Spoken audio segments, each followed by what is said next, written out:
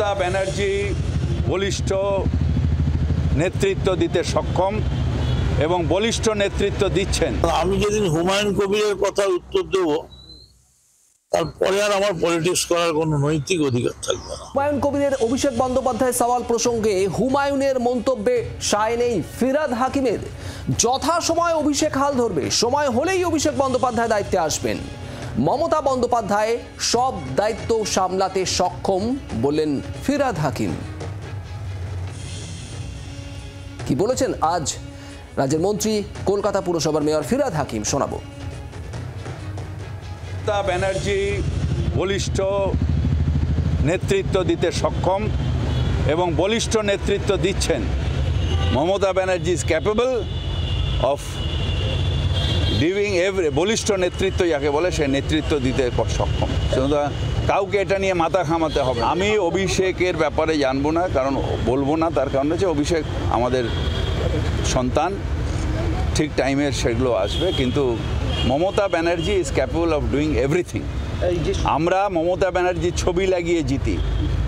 যারা বড় বড় কথা বলে না তাদের বলবো যে মমতা ব্যানার্জির ছবিটা সরিয়ে দিয়ে একটা ইলেকশন জিতে দেখ। শ্রেয়সী গঙ্গোপাধ্যায় আমাদের প্রতিনিধি রয়েছেন আমাদের সঙ্গে। শ্রেয়সী, হুমায়ুন কবির তিনি সওয়াল করেছিলেন অভিষেক বন্দ্যোপাধ্যায় উপমুখ্যমন্ত্রী হন, পূর্ণ সময়ের পুলিশ মন্ত্রী হন। ফিরহাদ হাকিম বলছেন মমতা বন্দ্যোপাধ্যায় একাই সব সামলাতে দক্ষ সক্ষম। ঠিক কি বক্তব্য আজ ফিরহাদ হাকিমের? দেখো, কার্যত ফিরহাদ হাকিমের যে বক্তব্য ঘিরে প্রথম থেকে যে আলোচনার জায়গাটা শুরু হয়েছিল, সেই আলোচনার জায়গাটা মূলত যে ছিল, যেখানে ফিরহাদ হাকিম তিনি বলেছিলেন যে কসবার যে ঘটনা, সেই ঘটনার পরিপ্রেক্ষিতে তিনি বলেছিলেন যে এক্ষেত্রে মুখ্যমন্ত্রী অস্ত্র উদ্ধারের জন্য নির্দেশ দিচ্ছেন, কিন্তু সেক্ষেত্রে পুলিশ সঠিকভাবে কাজ করছে না, অর্থাৎ পুলিশের ভূমিকা নিয়ে তিনি প্রশ্ন তুলেছিলেন।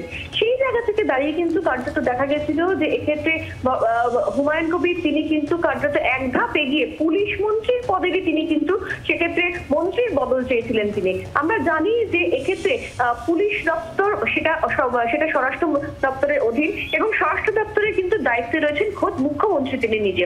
ফলে সেই জায়গা থেকে দাঁড়িয়ে পুলিশ মন্ত্রীর বদল চান এবং সেই বদল চেয়ে সেখানে অভিষেক বন্দ্যোপাধ্যায়কে তিনি চান, যিনি সব দিকে ভালো করে নজর দিতে পারবেন, এমনটাই কিন্তু দাবি করেছিলেন হুমায়ুন কবির।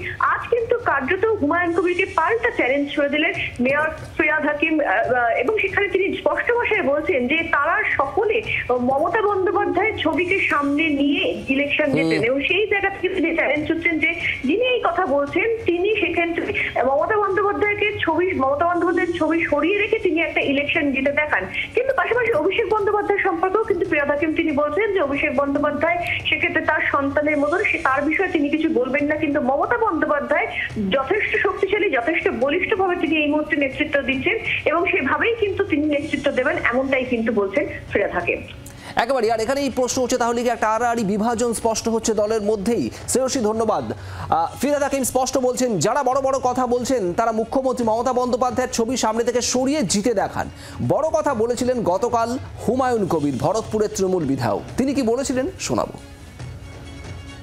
এই মুহূর্তে রাজ্যের পুলিশ মন্ত্রী হিসাবে এবং রাজ্যের যে মন্ত্রিসভা আছেন মুখ্যমন্ত্রী নেতৃত্বে চলুক, আগামী নির্বাচনও মুখ্যমন্ত্রী এবং অভিষেক বন্দ্যোপাধ্যায়ের নেতৃত্বে ইলেকশনে আমরা লড়ব এবং সেই সঙ্গে মুখ্যমন্ত্রী চতুর্থবারের জন্য আবার মুখ্যমন্ত্রী হন, কিন্তু তার ডেপুটি হিসাবে অভিষেক বন্দ্যোপাধ্যায়ের অভিষেক হওয়ার দাবি আমি রেখেছি এবং সেই সঙ্গে